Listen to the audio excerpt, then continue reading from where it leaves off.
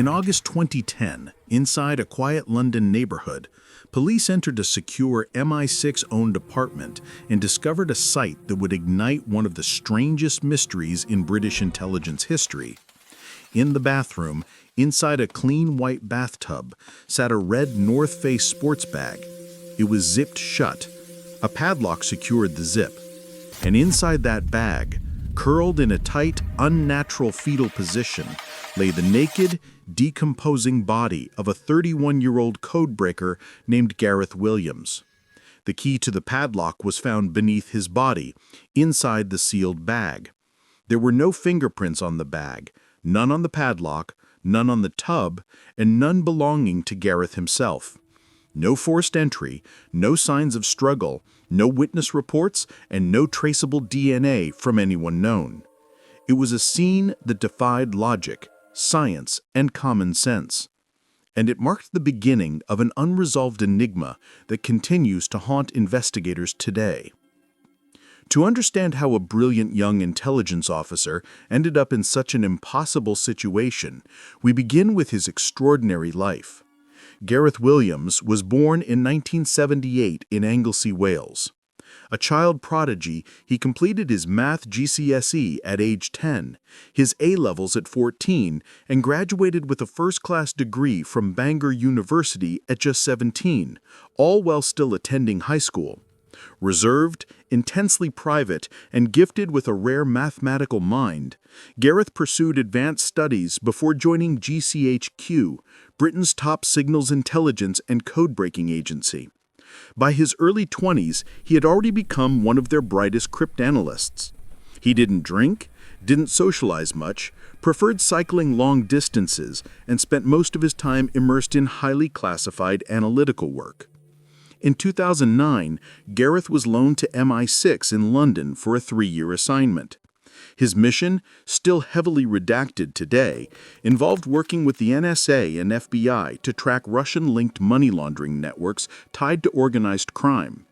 It was sensitive, high-stakes work involving powerful groups and potentially dangerous actors. But despite his brilliance, Gareth hated London. The pressure, the politics, the culture. He wanted out. He requested an early return to GCHQ, scheduled for September 2010. He would never make it back. His last confirmed appearance was on August 14, 2010, captured on CCTV at Holland Park Tube Station. He carried a white plastic bag, looked calm, and traveled alone.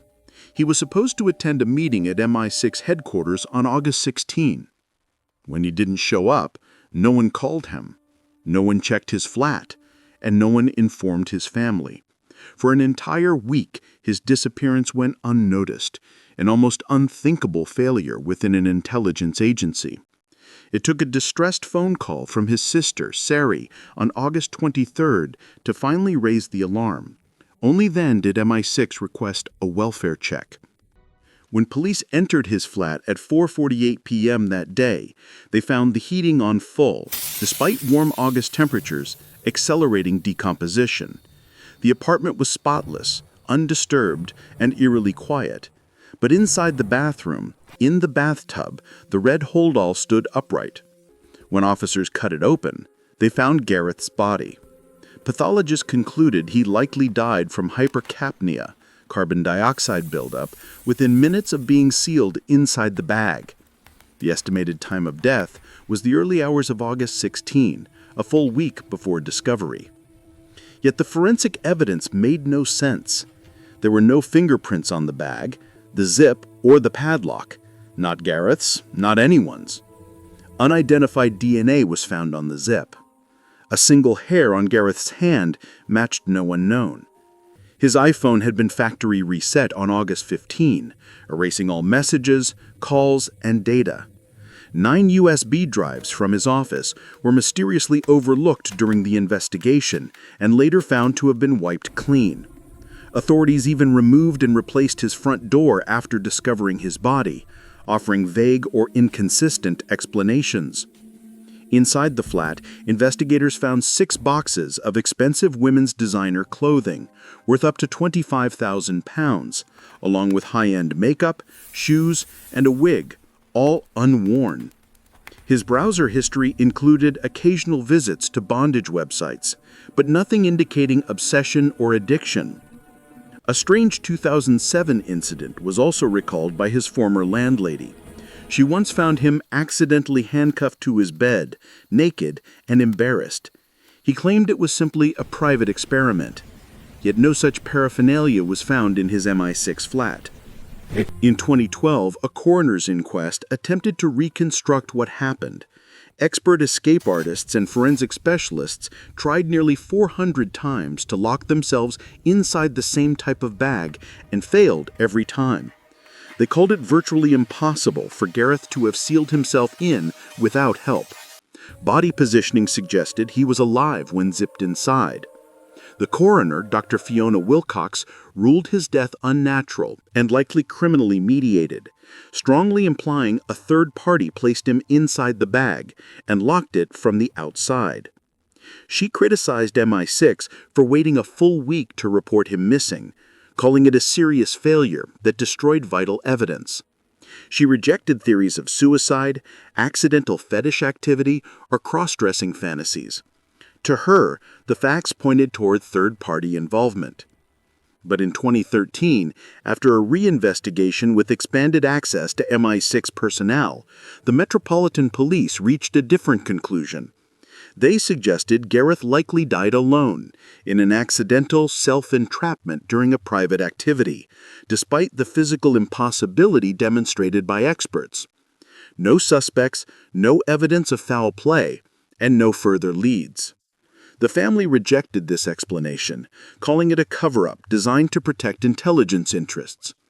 Many investigators and independent experts agreed. Years later, in 2021, advances in DNA technology prompted a new forensic review. Scientists re-examined the unidentified hair, the bag zipper, and every trace of DNA in the flat. The final report, released publicly in early 2024, found no usable new profiles and no evidence confirming the presence of a third party. Officially, the case leaned once again toward accidental death. But the contradictions remained unresolved. How did Gareth wipe his own phone, avoid leaving fingerprints on anything, lock himself inside a bag that experts deemed impossible to self-secure, and die with no trace of his own DNA on the scene? Today, 4 major theories persist. The first is accidental self-entrapment, the official position, suggesting Gareth died while experimenting alone. The second is that a private encounter went wrong. Someone else was there, panicked, wiped the scene, and left without a trace. The third is assassination, that because of his work on Russian-linked financial intelligence, Gareth was murdered by professionals and the scene staged to confuse investigators. And the fourth is a cover-up, that intelligence agencies cleaned the scene to protect classified operations or prevent sensitive information from being exposed. No theory fully explains all the evidence.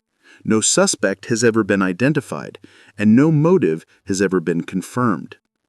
Gareth Williams was weeks away from leaving MI6 and returning to GCHQ, a brilliant mind, a private life, and a tragedy wrapped in secrecy.